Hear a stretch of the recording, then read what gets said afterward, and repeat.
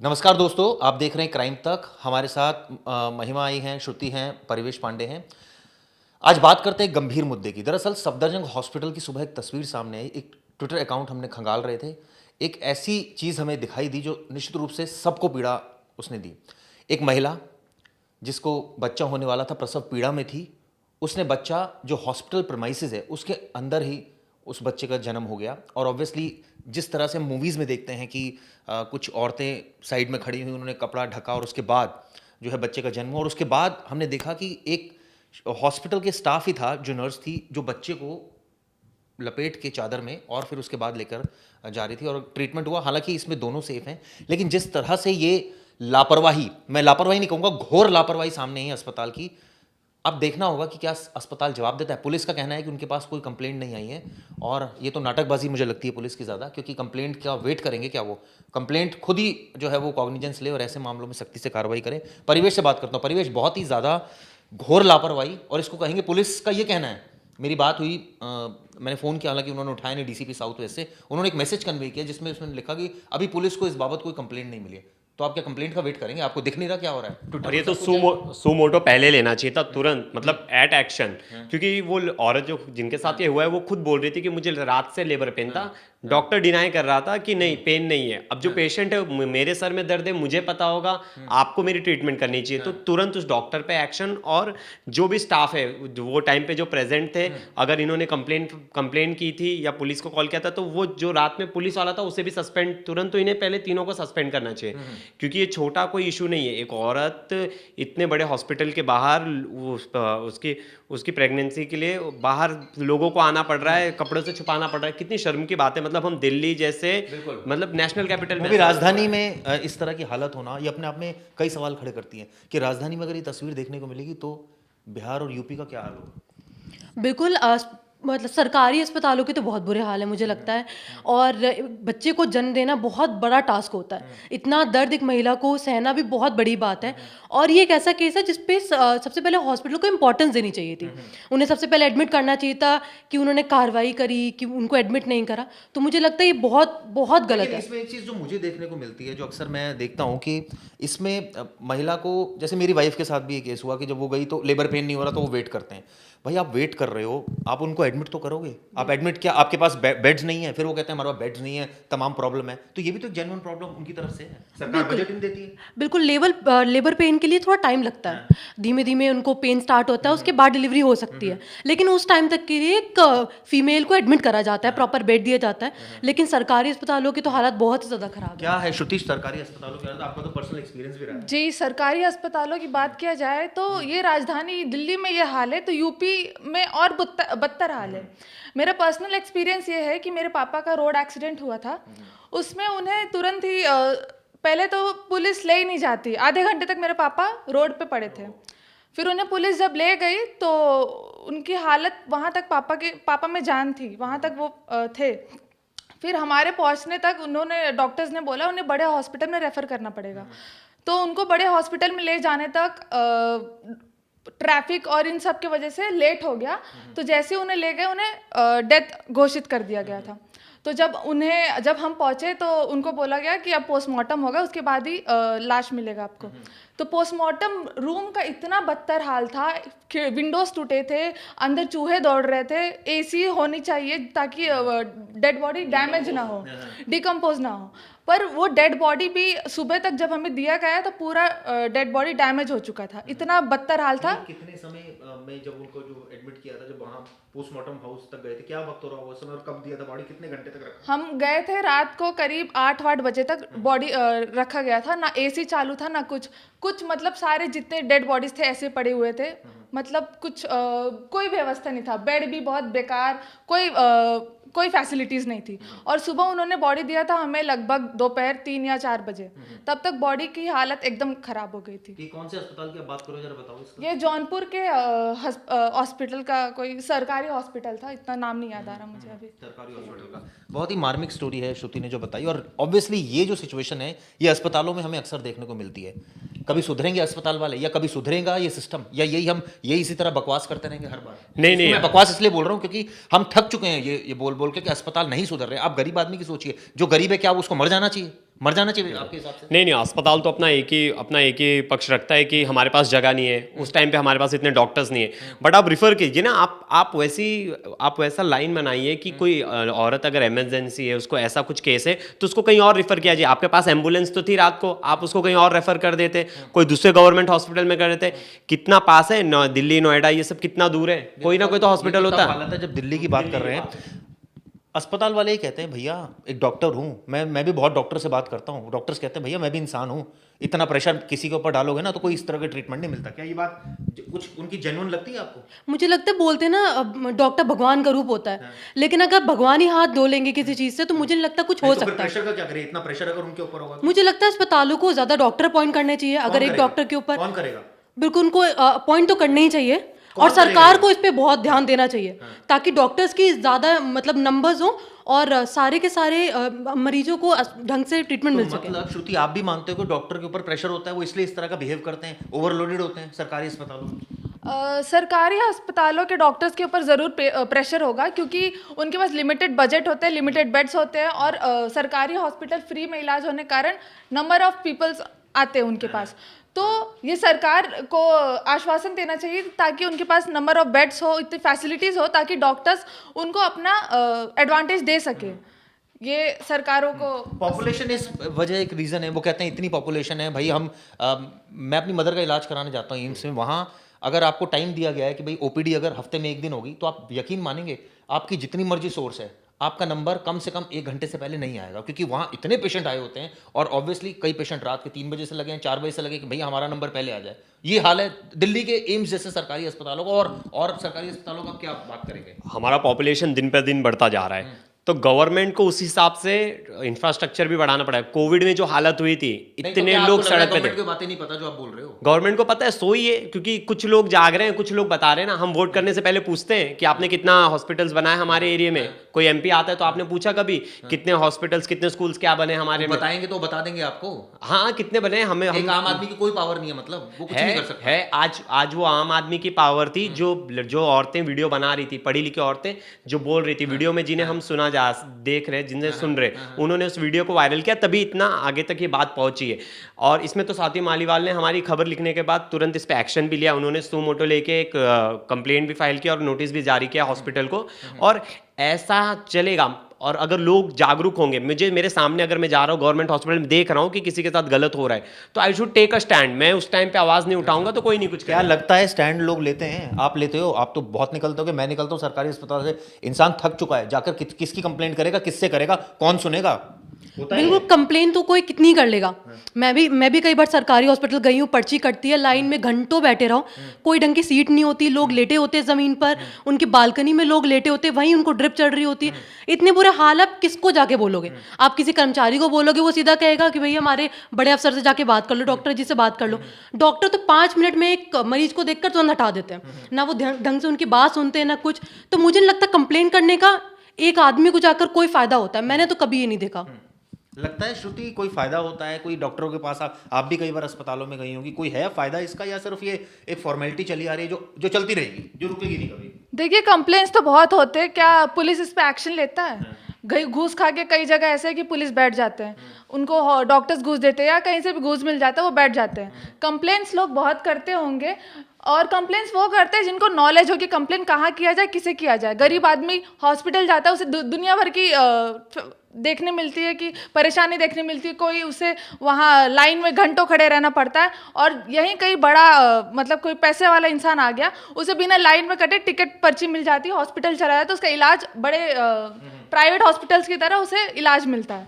यही सारा जो जितने भी प्रॉब्लम्स है वो सिर्फ गरीबों के लिए झेले जाते हैं, गरीबों पर ही उन पे सारा कष्ट होता है। बात बहुत अच्छी बोली श्रुति ने। कहीं ना कहीं श्रुति ने ये बात बहुत सही बोली है कि एक जो नॉर्मल इंसान है उसे समझता ही नहीं प्रोसेस क्या है, वो बेचारा इतने प्रेशर में होता है। मतलब आपके घर में एक्सीडेंट हो गया, कुछ हो गया, और आप जा रहे हो, प्रोसेस समझ रहे हो, यहाँ से स्कैन कराना पड़ेगा, फिर यहाँ जाना पड़ेगी, यहाँ पर्ची काटनी पड़ेगी, मतलब वो लंबा प्रोसेस। मतलब एक ही चीज़ नहीं है, बहुत सारे ड्रॉबैक्स हैं। आपको प्रोसेस समझना, आपके बेटे को ऑपरेशन कराना है तो आपका मतलब आपका 2-3 हफ्ते बाद आपका नंबर आएगा, जो भी मतलब दो-तीन देखो हफ्ते बाद, कई मतलब महीनों कई बाद- महीने बाद कई आएंगे महीनों बाद नंबर आता है। और ये Process हालात समझने में हैं, time हो जाता बिल्कुल है। सही कहा परिवेश ने, प्रोसेस समझने में ही। और सबसे बड़ी बात है, गरीब आदमी है भैया, गरीब आदमी तो पहले इलाज कराएगा, इन चीज़ों में थोड़ी इन चीज़ों फंसेगा। में नहीं और वो कंप्लेंट किसको करेगा? क्या डॉक्टर्स को नहीं पता? क्या सरकार को नहीं पता? सबको पता है। सब खेल है पैसे का, सारा खेल है वोट बैंक का। पैसे का अगर खेल है तो बजट कितना सरकार देती है हेल्थ सेक्टर में, कितना यूज होता है, फिर कहते हैं बहुत ज्यादा पॉपुलेशन है। हमारी खबर पे एक ने कमेंट भी किया था जब हमने उसे यूट्यूब पे डाला था कि अगर ज़्यादा गवर्नमेंट हॉस्पिटल बन जाएंगे तो ये प्राइवेट वाले लोगों का भी नुकसान होगा।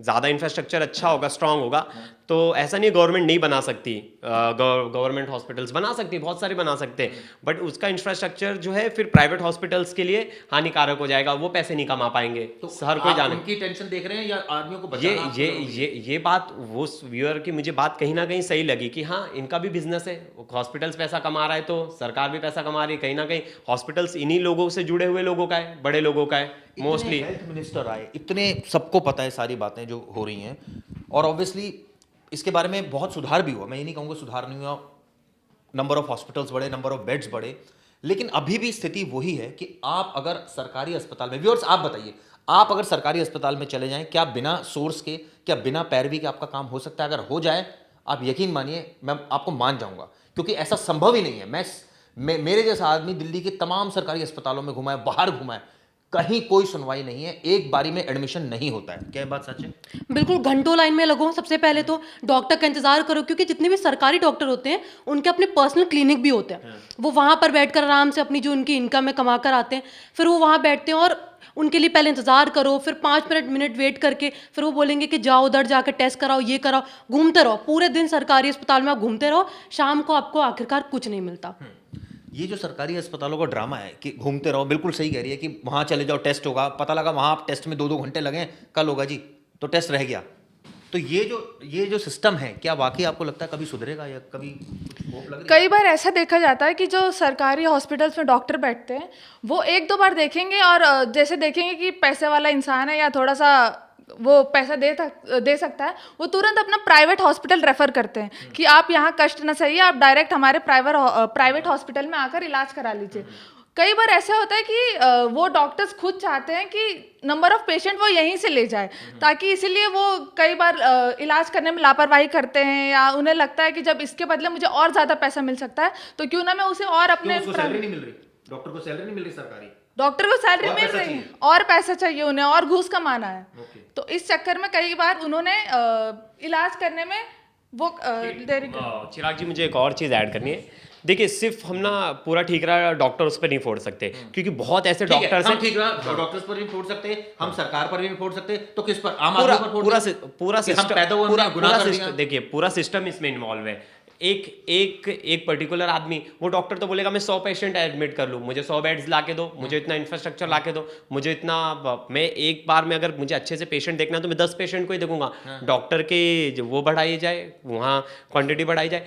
देखिए बहुत सारे अच्छे डॉक्टर्स में जो अपना प्राइवेट क्लिनिक चलाते हैं, फिर एनजीओज में भी काम करते हैं, जो मुफ्त में जाके झुग्गी झोपड़ियों में जाके इलाज भी करते हैं। ऐसा नहीं है, लेकिन पूरा तो मुद्दा सिस्टम का है कि आप उसे सिस्टम को कैसे, आप नेशनल कैपिटल में सिस्टम आपका इतना अच्छा वर्क नहीं कर रहा है तो फिर आप बाकी स्टेट का क्या डॉक्टर बनने के लिए पढ़ाई करनी पड़ेगी। पढ़ाई कौन सी करनी पड़ेगी? एमबीबीएस करनी पड़ेगी। उसके लिए आपको पढ़ना पड़ेगा, उसके लिए आपको इंफ्रास्ट्रक्चर देना पड़ेगा सरकार को, उसके लिए उनके पास पैसे होने चाहिए। जब पैसे होंगे तो वो पढ़ेंगे, तो फिर वहाँ एडमिशन का भसूड़ी, वहाँ उसको सबसे ज्यादा लाइनों में और एमबीबीएस में जो गवर्नमेंट कॉलेज है उसमें सीट्स कम है, प्राइवेट में हर कोई बढ़ नहीं सकता, फीस इतनी ज्यादा है, तो कहाँ से लाओगे आप उतने डॉक्टर?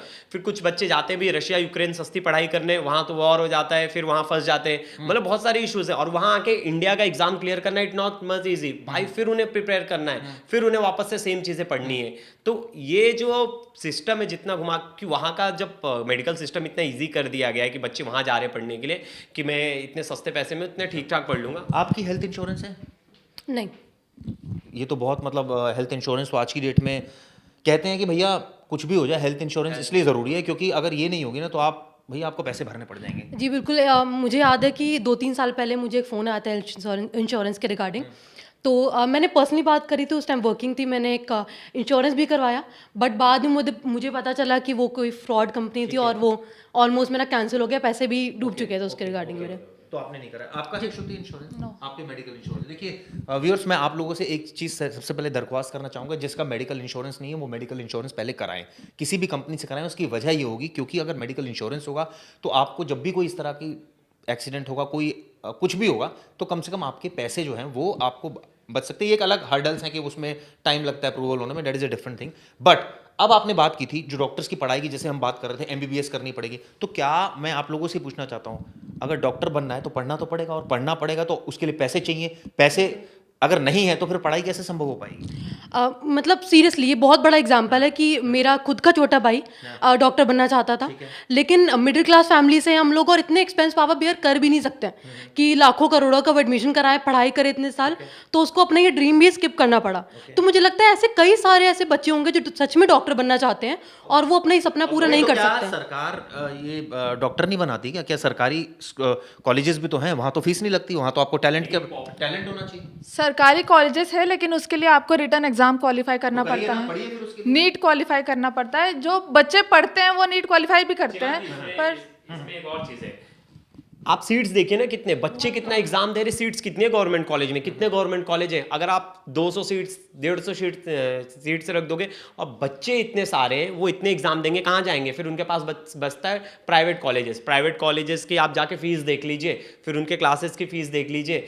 नॉर्मल इंसान तो सर पे हाथ रख लेगा। बोलते हैं भैया फीस दे रहे हो तो लोगे नहीं, जब वहाँ पेशेंट देखो। बट यही मेंटालिटी, अगर हमने इतना महंगा कर दिया कि मैं अगर 2 करोड़ रुपए खर्च करके जाऊंगा डॉक्टर बनूंगा, तो मेरे दिमाग में वही रहेगा कि मैं पैसे कमाऊं।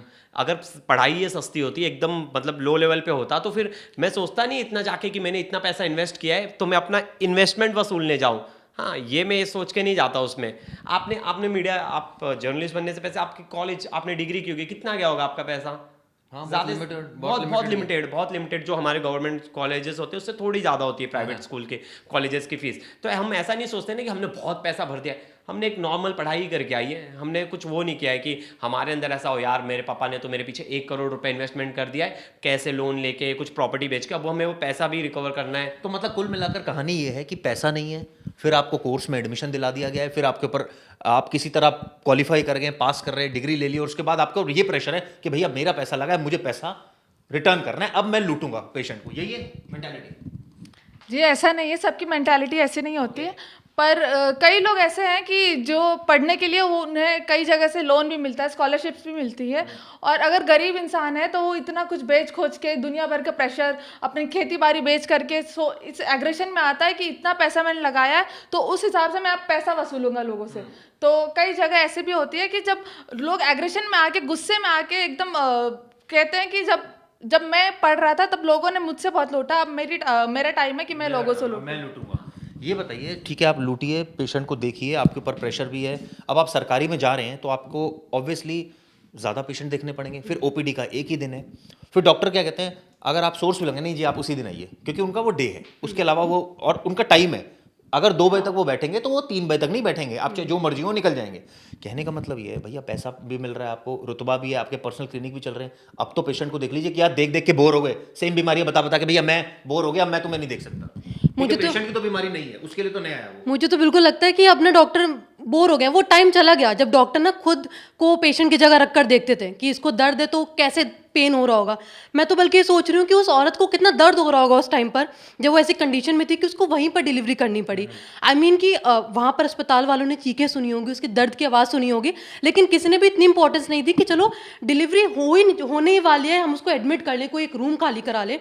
मुझे लगता है किसी भी नॉर्मल पेन वाले व्यक्ति को आप बोलते हैं ना कि आप हट जाओ, उनको ये प्रॉब्लम है, तो मुझे लगता है हर कोई अपना बेड दे सकता था उनको, लेकिन किसी ने भी कोई मदद नहीं करी। और इस हाल में वो वीडियो जब मैंने देखा कि किस तरीके से चादर लोगों ने लगाई, कुछ औरतों ने मिलकर, वो कितना दर्दनाक होगा, क्योंकि कुछ दवाइयाँ भी दी जाती हैं डिलीवरी से पेन कम करने के लिए, कुछ दवाई दी जाती है, उसके बाद इतनी ब्लीडिंग होती है, उसके लिए भी ट्रीटमेंट कॉटन वगैरह यूज़ करी जाती है, और मुझे नहीं लगता कि कुछ भी फैसिलिटी, मतलब मेरे रोंगटे खड़े हो रहे हैं इस टाइम पर कि कितना दर्द हुआ होगा उनको। एक चीज़ ना मुझे ऐड ऑन करनी है, महिमा ने बहुत अच्छी चीज़ बोली कि कोई एक बेड खाली करा देते, तो इसमें ना हॉस्पिटल में जो लोग थे ना उनकी भी रिस्पॉन्सिबिलिटी बनती है। भैया कौन सुनेगा हॉस्पिटल में? मैं आसपास के लोगों की कौन सुन रहा है? वो मजबूरन वीडियो बना रहे हैं, कोई सुनने वाला नहीं है, वो जाकर के डॉक्टर से लड़ाई करेंगे, फिर आदमी कहेगा कि मेरा पर्सनल क्या इंटरेस्ट है। मैं बता रहा हूँ, मैं आपको एक चीज़ ऐड, जब कोविड हुआ था तो बहुत लोग हल्का सा भी बीमार हो जा रहे थे, जब गवर्नमेंट ने बोला था कि आप एडमिट मत हो, तो भी जाके जबरदस्ती एडमिट हो जा रहे थे, इतना डर था। ठीक है। तो आप जबरदस्ती बैठ, अगर उसमें से किसी भी एक पेशेंट को लग रहा था कि हाँ यार अगर बेड्स खाली नहीं है कि चलो यार मैं थोड़ा ठीक हूँ, मैं एडजस्ट कर सकता हूँ, इस महिला को भैया, पहले ऐसे प्रेफरेंस किया वो जाए। आप ऐसी बात कर रहे हो कि कोई पेशेंट अंदर बैठा है, वो मान लीजिए उठकर आ गया, उसको पहले तो वो डॉक्टर बोलेगा कि भैया तुझे किसने परमिट किया उठ के आने के नहीं लिए? परमिट नहीं किया, जब इन लोग जब हम अब डिपेंड एक करता दो है जन वो को, कितने अस्पताल से कितना अगर दूरी पर है। 2-3 जन हॉस्पिटल में स्टैंड ले लेते कि आप मेरा बेड ले लो सर, मुझे आप बिठा दो, अभी हम दोनों एक बेड पे एडजस्ट कर लेंगे, इस महिला को बेड दे दो, अगर उस टाइम पे हॉस्पिटल में अगर किसी ने स्टैंड ले लिया होता तो नहीं, शायद ये- हो भी जाता। ऐसा ये होता है, ऐसा होता है। तो मैं आपको एक एग्जांपल देता हूँ चिराग जी। अब मेरे दोस्त थे, उनके ही पापा को जब कोविड का टाइम था तो वो ठीक होने वाले थे, तो आईसीयू में बेड नहीं था, तो उनका बेटा था नीचे, बोला था मेरे माय डैड इज ओके। आप डॉक्टर को उन्होंने बोला कि आप फीस मत बढ़ाओ, आप उन्हें शिफ्ट कर दो नॉर्मल वार्ड में और इनको शिफ्ट कर दो। मतलब इतना लोग वो थे लोगों को वो करने में, हेल्पफुल करने में। तो वो लोगों पे भी है कि थोड़ा तो आप देख रहे हो आपके सामने कोई औरत रात भर बैठी है, अगर मुझे लग रहा है कि मैं थोड़ा भी ठीक हूँ, मतलब मैं उतना सीरियस नहीं हूँ, मैं उतना काम चला सकता हूँ कहीं भी बैठ के दूसरे बेड पे शेयर करके, तो मैं तुरंत बोलूंगा कि डॉक्टर से यार उस औरत को क्यों बाहर बिठाया। मैं तो आवाज़ उठाऊंगा कि अरे यार बिठाओ उसको, सोचिए अगर सुलाओ। वो बच्चा या उस औरत को कुछ हुआ होता है, चलिए ये तो गनीमत है कि कुछ हुआ नहीं, हो जाता तो फिर क्या हालत होती? तो ये तो हो जाता, तो वो तो बात की है ना, लेकिन आपने सोचा तो हेल्प करने की। अगर आप पहला स्टेप ही नहीं लोगे हेल्प करने की, अगर ये सब हम आम लोगों से ही शुरू होता है, अगर वो लोग भी तो जिम्मेदार हैं जो अंदर बैठ के इतने सारे लोग थे, इतना छोटा हॉस्पिटल नहीं है। कुछ हो जाता बच्चे को या महिला को, कुछ दिन हर कोई ध्यान देता, लेकिन मुझे नहीं लगता कि अस्पताल कुछ इस पे कार्रवाई करता, क्योंकि अभी भी देखा जाए तो कंप्लेन हुई है, लेकिन कितनी और महिलाएं, अभी तो सिर्फ एक केस हमारे सामने आया है, कितने सारे सरकारी अस्पताल है जहां पर इसी तरीके से डिलीवरी हो रही है, रास्ते में हो रही है, और बल्कि इवन बेड तक ढंग से नहीं मिल रहे हैं। तो मुझे लगता है कि अगर ऑपरेशन थिएटर में डिलीवरी के लिए स्पेस नहीं है तो उनको एक्स्ट्रा स्पेस रखनी चाहिए, क्योंकि पॉपुलेशन बढ़ रही है, लोग आ रहे हैं, डिलीवरी हो रही है, तो पहले से प्रिपरेशन होनी चाहिए थी इस चीज़ के लिए। बिल्कुल। आपने एक स्टोरी की थी एम्बुलेंस वाली, वो अपने बच्चे की बॉडी लाने के लिए चंदा इकट्ठा कर रहा था, क्योंकि उससे प्राइवेट हॉस्पिटल ने, मतलब सॉरी गवर्नमेंट हॉस्पिटल के एम्बुलेंस ने उसे इतना पैसा बोल दिया था कि वो बेचारा आदमी, मतलब उसका बच्चा गुजर गया है और वो बाप जाके अपने बच्चे के लिए चंदा इकट्ठा कर रहा है। मतलब ऐसे सब केसेस बहुत। एक चीज़ जानता हूँ, क्या डॉक्टर आपको लगता है इंसान नहीं होते? क्या आपको लगता है कि वो निर्दयी होते हैं? क्या आपको लगता है कि वो जानबूझकर ये सब कुछ कर रहे हैं? क्या उनके सामने डेली ये सारी चीज़ें आ रही हैं, और जैसे कहते हैं ना हमारे सामने सारी स्टोरी मर्डर किया है, हमें दिख गया कोई मर्डर तो हम नॉर्मल रहेंगे, कोई एकदम नया जन चला जाए वो कहेगा ये क्या हो गया, ये आप ऐसे कैसे रिएक्ट कर रहे हो? तो उनके लिए भी तो नॉर्मल है ना सब कुछ, मतलब नॉर्मल इन द सेंस उनके आगे लोग मरते हैं। मैं इस सेंस में नॉर्मल नहीं कर रहा, वो ठीक है नॉर्मल है, लेकिन उस आदमी का तो क्षति होगी जिसका बंदा गया, चाहे किसी भी रीजन से गया। इसलिए वो एक एक चीज़ मेडिकल, आप इमरजेंसी की बात करते हैं या मेडिकल फैसिलिटी की बात करते हैं, वहाँ तो आप बिल्कुल पिन पॉइंट करते हैं कि एक चीज़ आप, और दूसरे डिपार्टमेंट का हाल देखिए वहाँ करप्शन कम है। कहने का मतलब ये है कि डॉक्टर इंसान नहीं है।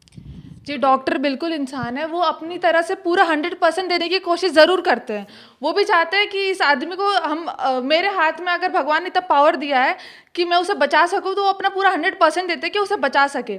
और रही बात कुछ फैसिलिटीज़, जैसे उनके पास बेड नहीं है या कुछ मेडिसिन नहीं है, तो डॉक्टर भी अपने पूरा कोशिश करते हैं कि उसको बेड प्रोवाइड कर सके। जिस हिसाब से प्रिवेश ने बताया कि अगर उनको अंदर कोई अंदर अपना बेड नहीं छोड़ सका, वो तब छोड़ता ना जब किसी को अंदर पता चलता कि बाहर कोई लड़की है, लेडी है, उनको नीड है। हो सकता है वो जहाँ पे उन्होंने डिलीवरी दिया वो हॉस्पिटल से काफ़ी दूर हो, या जिसे भी नॉर्मल भी इंसान, अगर किसी को लेबर पेन नहीं है और वो बेड ऑक्यूपाई करके रखा है, अगर उसे थोड़ा भी भनक होता है कि लेडी बाहर है और उनकी डिलीवरी हो रही है, तो मुझे नहीं लगता कोई ऐसा होता कि उसने अपना बेड ना दिया होता उसे। तो आपको लगता है कि शायद वो दूर है इस वजह से ऐसा हुआ? हाँ, मे भी हो सकता है वो हॉस्पिटल से कोई दूर हो, या डॉक्टर्स ने ना भनक नहीं लगने दिया किसी को कि लेडी को बेड नहीं दिया उन्होंने। मुझे अभी भी याद है नहीं, लोग अपनी चीज़ें जल्दी नहीं छोड़ते। एक फोटोज वायरल हुई थी जिसमें एक औरत अपने बच्चे को लेके मेट्रो में नीचे बैठी थी और अच्छे हट्टे कट्टे नौजवान बैठे थे सीट्स लेके। क्या किसी को दिख नहीं रहा था कि एक माँ अपने बच्चे को लेके नीचे ज़मीन पे बैठी है? तो लोगों की भी कहीं ना कहीं गलती है कि आप चीज़ें गलत होते हुए देख रहे हैं। श्रुति ने बहुत अच्छी बात बोली कि जहां पर वो है, यानी कि जहां पर बेड, वो आपने देखी है, नहीं उनको पता लगा। आपने हॉस्पिटल का नहीं देखा, हॉस्पिटल के जस्ट फ्रंट वाले गेट के सामने था। कोई भी आता जाता आदमी को पहली झलक में वो दिख जाता, मतलब इतना वो बाहर नहीं था या आउटर में नहीं हो था। सकता है रात में लेबर पेन हो रहा, हल्का हल्का हो रहा, वो लेडी देखिए, नीचे हो, गवर्नमेंट एकदम अचानक, गवर्नमेंट क्योंकि मुझे याद है ये सब चीज़ें, क्योंकि मेरे साथ एक एक्सपीरियंस ऐसा भी हुआ है। मेरा एक फ्रेंड है, उसकी वाइफ का सेम केस था, तो इसमें तो मिनटों में सारी चीज़ें हो जाती है। तो कई बार ऐसा होता है कि इतना मौका ही नहीं लगता कि आप जो है वो सर मान सकती हूँ कि थोड़ा सा डिस्टेंस पे था, लोगों को नहीं पता चला, लेकिन डॉक्टर्स को तो पता चला होगा ना। अगर कमरा नहीं मिला, बेड नहीं मिला, तो कम से कम कोई डॉक्टर आ सकता था।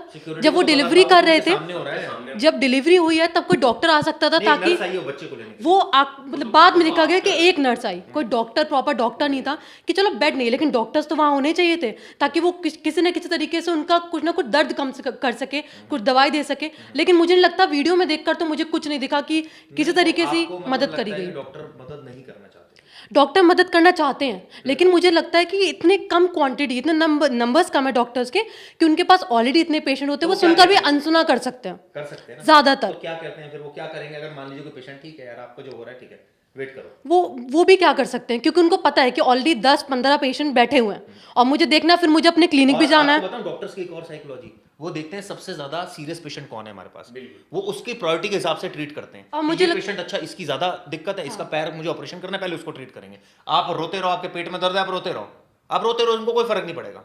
लेकिन मुझे लगता है डिलीवरी से बढ़कर फिलहाल कोई दर्द नहीं होता। बोलते हैं कितनी हड्डियां जब एक इंसान की टूटती है, उतना ही दर्द एक डिलीवरी के टाइम पर होता है। तो किसी भी पेशेंट को उनको साइड करके पहले उस महिला को देखना चाहिए था।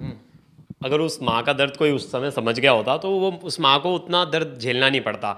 हर किसी ने देखा उस वीडियो में, नर्स कैसे आ गई अचानक जब इतना हो हल्ला हुआ, इसका मतलब तो वीडियो इन्फॉर्मेशन गई। हाँ, इन्फॉर्मेशन गई। जब इतना हल्ला मच गया तो उन्हें आना ही था, ऑप्शन ही नहीं था। वो नहीं आते तो और बड़ा इशू और बनता। अगर वीडियो में ये चीज दिखती कि डॉक्टर भाग कर आ रहा है और वो कर रहा है, कितना अच्छा लगता, बहुत अच्छा लगता, मतलब चलिए अच्छा डॉक्टर मैसेज को पता लगा, हाँ, वो आया। अच्छा मैसेज जाता, वो बहुत अच्छा मैसेज जाता कि चलो ठीक है, आपको रात को नहीं समझा, आपको लगा, मतलब एक डॉक्टर को, वो डॉक्टर ने जिसने कहा कि नहीं पेन नहीं ज़्यादा है, अभी नहीं है, अभी आप जा सकते हो, बाद में आओ।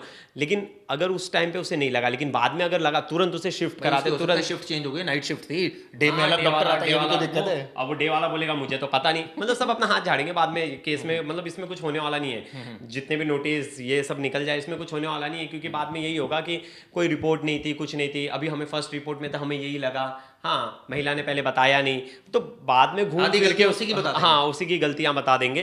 तो इसमें कुछ ज्यादा होने वाला नहीं है, लेकिन हमें ना कहीं ना कहीं सीधा पूछेंगे, हम आए थे, हमने इनकार कर दिया, ठीक है, इनकार इसलिए किया क्योंकि आपके उस समय इतना पेन नहीं था। क्या आप दोबारा हॉस्पिटल में किससे आके मिले, किससे आपने बोला कि मुझे एडमिट करो? वो कहेंगे जी हमें तो डॉक्टर नहीं दिखा, कोई रात के समय कौन डॉक्टर होता है, और होता है लेकिन वो ऑब्वियसली होने का भी कई बार नहीं होता। बिल्कुल, और बहुत बार बेड्स नहीं होता है तो डॉक्टर रिफर करते हैं, एक हॉस्पिटल से दूसरे हॉस्पिटल्स में रिफर करते हैं। तो क्या ऐसा कुछ किया गया, उन्हें एम्बुलेंस दी गई, बोला गया कि नहीं आप दूसरे गवर्नमेंट हॉस्पिटल में चल जाओ? ऐसा नहीं है कि एक ही हॉस्पिटल है, आसपास 2-4 और हॉस्पिटल्स हैं। लेकिन एक चीज और भी बोले जाता है ना श्रुति, कि आखिर में डॉक्टर ही तो जान बचाएगा, और ऑप्शन क्या है आपके पास? आप कहाँ जाओगे अगर एक डॉक्टर पर भी ट्रस्ट नहीं करोगे? अगर आपका पेशेंट एडमिट है तो आपके मन में ये होता है ना, चलो कोई नहीं, हम थोड़ा पेन झेल लेंगे, बाहर खड़े रहेंगे, हमें नहीं ढंग से जवाब दे रहा, हमारे पेशेंट को ठीक कर दे, 10 दिन में नहीं 12 दिन में ठीक कर दे। ये साइकोलॉजी भी तो होती है। जी ज़रूर, ये साइकोलॉजी होती है, क्योंकि अगर हम जैसे गांव में देखते हैं किसी को सांप काट लिया तो वो कहते हैं कि उनके पास चले जाओ, जो गांव में झाड़ फूक करने वाले, उनके पास चले जाओ।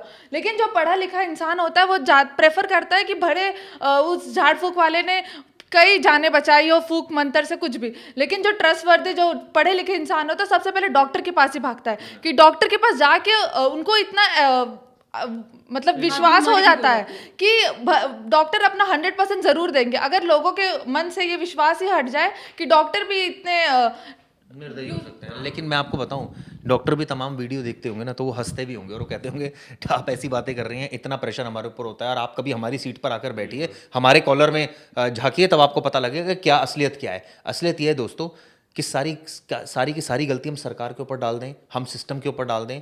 देखिए, हर कोई बजट बनाता है, अस्पताल भी बजट बनाकर देता है, ऊपर के अधिकारी तक जाता भी है, ब्यूरोक्रेट्स तक जाता है, फिर पॉलिटिशियंस तक जाता है, वो कितना बजट अप्रूव होता है, ये सबसे बड़ी देखने वाली बात होती है। और ये बजट कहाँ से आता है? ये हमारे टैक्सेस से आता है। क्या ईमानदारी से हम लोग सारे टैक्सेस भर रहे हैं? अगर टैक्सेस भर रहे हैं, सरकार ईमानदारी से उन टैक्सेस को जो है वो यूज़ कर रही है? ये इतनी बड़ी चेन है और इतना बड़ा घोटाला सिस्टम है कि इसमें पिस कर रह जाते हैं। और सच्चाई आप ये मानिए कि आज नहीं तो कल हम कभी ना कभी अस्पताल तो जरूर जाएंगे और हम ये सारी सिचुएशन फेस करेंगे। क्या कोई सोल्यूशन है? कैसे सुधर सकता है? 5 पॉइंट्स बताओ ऐसे, कोई ऐसा आपको लगता है कि ये तरीका हो, पनिशमेंट हार्श हो या बिल्कुल एकदम एक्यूरेसी हो, ये कैसे सुधरेगा बताइए। या व्यूअर्स, मैं चाहता हूं आप भी इसमें सजेशन दीजिए, कैसे हमारा हेल्थ इंफ्रास्ट्रक्चर सुधरेगा? क्योंकि ये सारी की सारी ये कोई एक प्रॉब्लम नहीं है, तो हम डेली सुनते हैं इस तरह की। परिवेश, क्या आपके पास ऐसे 5 पॉइंट्स हैं? देखिए, सबसे बेसिक पॉइंट तो ये है कि इंफ्रास्ट्रक्चर बढ़ना चाहिए। अगर इंफ्रास्ट्रक्चर बढ़ेगा, नंबर ऑफ डॉक्टर्स बढ़ेंगे, तभी जाके थोड़ा सॉल्यूशन आएगा। नंबर ऑफ डॉक्टर बढ़ने के लिए आपको पहले पढ़ाई करनी पड़ेगी, आपका इंटरेस्ट होना चाहिए, आप उसमें पूरी तल्लीनता से लगेंगे, पास करेंगे एग्जाम,